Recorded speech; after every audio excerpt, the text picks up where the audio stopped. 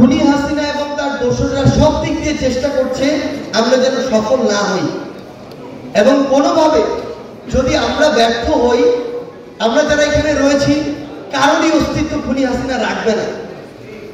ওই 5ই অগস্টের আগে যেমন এমন অনেক শহীদ পরিবার রয়েছে, ঠিক মতো দাফন করতে দেওয়া হয় নাই, বাড়িতে থাকতে দেওয়া হয় নাই, থানা হয়রানি করা হয়েছে, আবার যদি খুনি হাসিনা দোসররা আসে একই কাজ করা হবে।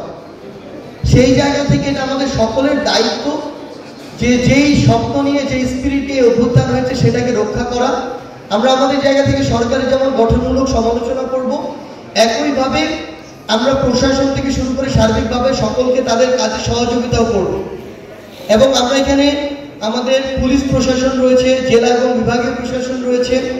আমরা একটা জিনিস অনুরোধ করতে চাই, যারা এই অভ্যুত্থানের রক্তাক্ত ঘটনাগুলোর সাথে, হত্যাযজ্ঞের সাথে জড়িত ছিল, যাদের ক্লিয়ার ডকুমেন্টারি যে সে ছাত্রলীগ, যুবলীগ, আওয়ামী লীগের নেতা, সে পুলিশের সদস্য ছিল, সে সরাসরি হত্যাযজ্ঞের সাথে জড়িত, আমার ছবি আছে, ভিডিও ডকুমেন্টস আছে, তারপরেও কিছু করাটা রিস্কি, তাহলে আমরা সরি, আমরা মনে করি আপনি আমাদের এই অভ্যুত্থানের স্পিরিট ধারণ করেন না, আপনি তাহলে এই দায়িত্ব ছেড়ে অন্য জায়গায় যেতে পারেন।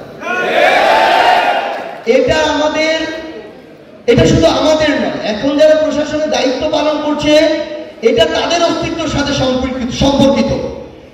তারা আজকে এই জায়গায় এসেছে এই অভ্যুত্থানের ফলে, এটাই সত্যি কথা। আন্দোলনে পোস্টিং রাখা হতো, এটাই হয়েছে, আমরা তখন দেখছি। আমাদের বিনয়ের সাথে এটা অনুরোধ, দয়া করে যাদের এগেইনস্টে ডকুমেন্টস আছে তাদের, তো আমাদেরকে আজকে থেকে 20 বছর পরে যদি খুনি শেখ হাসিনার দোসররা ফিরে আসে, আমাদেরকে তখন এমন বলবে যে আমরা ফাউন্ডেশনে 2000 টাকা আত্মসাৎ করেছি, এই জন্য আমাদেরকে জেলে পাঠিয়ে দেওয়া হবে। এবং এটা শুধু আমাদের সাথে সম্পর্কিত নয়, আমাদের সবার আত্মসম্মানের সাথে সম্পর্কিত।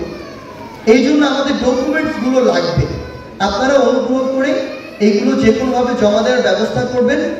আমরা 1 সপ্তাহের মধ্যে আমাদের ফান্ডটা পৌঁছে দেওয়ার ব্যবস্থা করতে পারবো, ভেরিফিকেশনটা শেষ করে। এটা হচ্ছে আমাদের ফান্ডের প্রক্রিয়া। সেগুলো যদি আজকে জমা দেন, আমরা এই সপ্তাহের মধ্যে চেক পাঠিয়ে দিব, কিংবা আজকে এখন যদি না থাকে আমাদেরকে যে কোনোভাবে পৌঁছে দেওয়ার ব্যবস্থা করলেই আমরা 1 সপ্তাহের মধ্যে আমাদের ফান্ডটা দিয়ে দিব। এবার যদি আপনাদেরকে জাস্ট একটা কথা বলি, এটা আমাদের পক্ষ থেকে আপনাদের প্রতি অনুরোধ, সন্তান হিসেবে, ভাই হিসেবে এইটুকু আস্থা রাখবেন যে আমরা আমাদের জীবনের সবটুকু দিয়ে আমরা চেষ্টা করে যাচ্ছি, আমরা যেই স্বপ্ন নিয়ে, যে স্পিরিট নিয়ে দেশের জন্য জীবন দিলাম, রক্ত দিলাম, সেটার জন্য কাজ করে যাওয়ার প্রথমত। দ্বিতীয়ত আমাদের মাথায় সবসময় এটা থাকে আমাদের শহীদ পরিবার এবং আহত যোদ্ধাদের কথা।